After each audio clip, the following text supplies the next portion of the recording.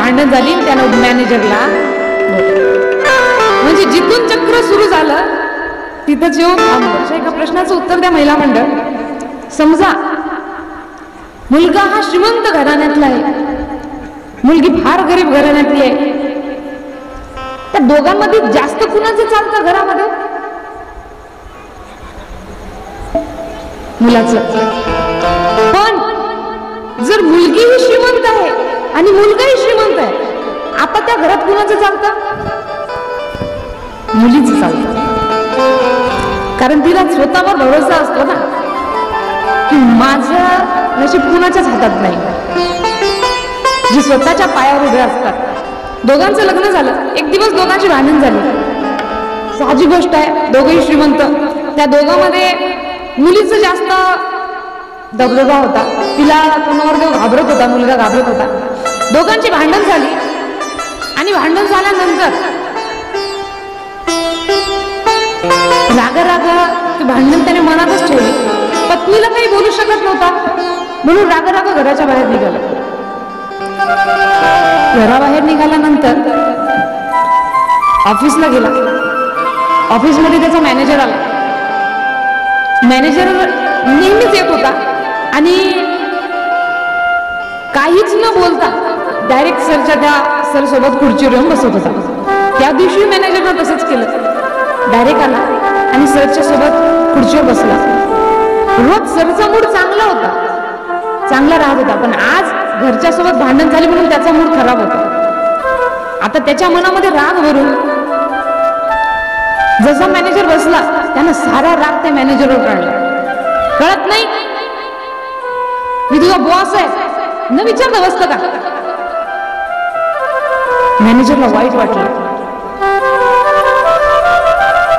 मॅनेजरनं अपमानाचं वाईट वाटलं नाही. मॅनेजरला वाटलं एवढ्या सगळ्यांसमोर माझा अपमानपणा केला.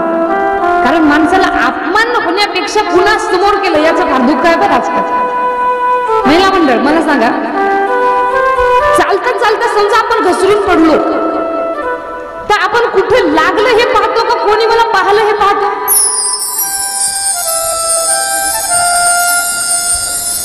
आधी कोणी पाहलं का आणि नंतर पाहतो कुठं लागलं. अशा प्रकारे त्या मॅनेजरने पाहिलं की मला एवढ्या सर्वांसमोर सरने बोलले.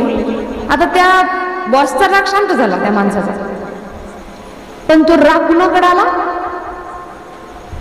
मॅनेजरकडे. बरोबर. आता मॅनेजर बिचारा, त्याच्या खाली कोण होता? चपरासी जो वॉचमॅन होता तो खाली उतरला. वॉचमॅनने त्याला आज सलाम केला नव्हता, हॅलो हॅलो हाय काहीच बोलला नव्हता. एवढ्यावर तो मॅनेजर रागवला विनाकारण. कळत नाही का तुला? तुझ्यापेक्षा मोठा आहे मी, उद्यापासून जर असं केलं तुला नोकरीहून काढून टाकेल. तर मॅनेजरने तेच पाहिलं. अपमान तर झाला पण किती जणांसमोर झाला. आता बिचारा त्या वॉचमॅनच्या खाली कोणीच नव्हतं. आता राग मॅनेजरचा शांत झाला, पण राग कुणाकडे आला? मला म्हणलं राग जो आहे तो आला वॉचमॅनकडे. आता वॉचमॅन बिचारा घरी गेला. त्याची पत्नी ही एकदम साध्या घरातली होती, राहणीमान साधं. याचा घरी जरा दबदबा होता. पत्नी दरवाजातून वॉचमॅन आला. पत्नी म्हणाली, अहो थांबा मी पाणी आणते. तो काहीच बोलला नाही. पत्नीने जाऊन पाणी आणलं. अहो पाणी प्याला. वॉचमॅन काहीच बोलला. पत्नी म्हणाली, बरं कुठे ठेवू? वॉचमॅन म्हणाला, टाक ना डोक्यावर.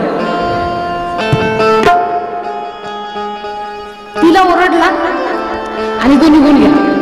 आता वॉचमॅनचा राग शांत झाला, पण राग गेला त्याच्या पत्नीकडे. आता त्याच्या पत्नीला राग येऊ लागला. मी काय केलं? आल्या आल्या फक्त पाणी देतो म्हटलं. ही तर रागवण्याची गोष्ट आहे का? तिला 2 मुलं होती. एक